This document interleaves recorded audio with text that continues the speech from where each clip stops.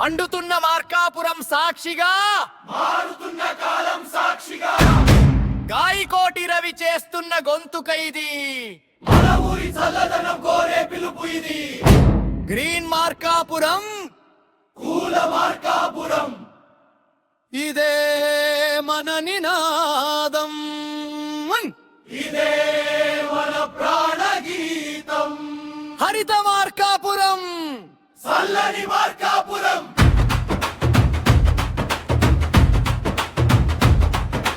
అగ్నిగుండమైన పూలు కురిపిస్తోంది భానుడి ప్రతాపం. ప్రతాపం, మొక్కలు లేక మాడిపోతోంది మమ మార్కాపురం. మార్కాపురం, పైలట్ ప్రాజెక్టుగా చేపట్టండి మా ఊరి అభివృద్ధిని. అభివృద్ధిని, హరిత విప్లవంతో నింపండి మా నేల తల్లికి. తల్లిని, గౌరవ ముఖ్యమంత్రి చంద్రబాబు నాయుడు గారు, మీ దార్శనికతకు ఇదొక పరీక్ష. పర్యావరణ మంత్రి పవన్ కళ్యాణ్ గారు, మీ సంకల్పానికి మార్కాపురమే ప్రయోగశాల. పైదాల్ పెట్టట్టుగా మా మార్కాపురాన్ని ఎంచుకోండి, ఎంచుకోండి. కోటి మొక్కల పెంపకానికి ఇక్కడే పునాది వేయండి.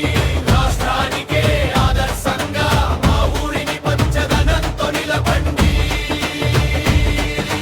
నేడు మనం అనుభవిస్తున్న ఈ వేడి సెగలు, వేడి సెగలు రేపటి మన పిల్లలకు శాపాలు కాకూడదు.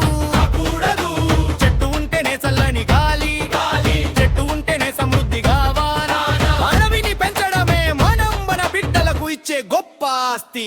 గాయకోటి రవి పిలుపుతో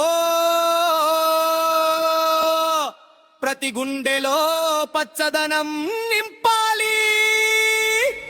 ప్రతి మార్కాపుర పౌరుడా బలిరాని బాధ్యత గుర్తించు. నీ ఇంటి ముందర ఒక మొక్క, నీ మనసులో ఒక సంకల్పం. చెట్టును నాటడమే కాదు, అది పెరిగి పెద్దయ్యేదాకా నీడలా కాపాడు.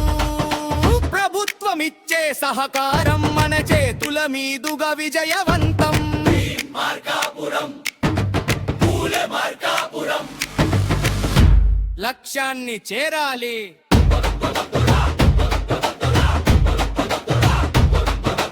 రవి శాఖాధికారులారా, మార్కాపురం చుట్టూ హరిత కవచం నిర్మించండి. ఖాళీ స్థలాలన్నీ పచ్చని వనాలుగా మార్చేలా ప్రణాళిక వేయండి. రహదారుల వెంబడి నీడనిచ్చే వృక్షాలను పెంచండి. ఈ రాతి నేలలో పచ్చని ప్రాణవాయువును వెదజల్లండి.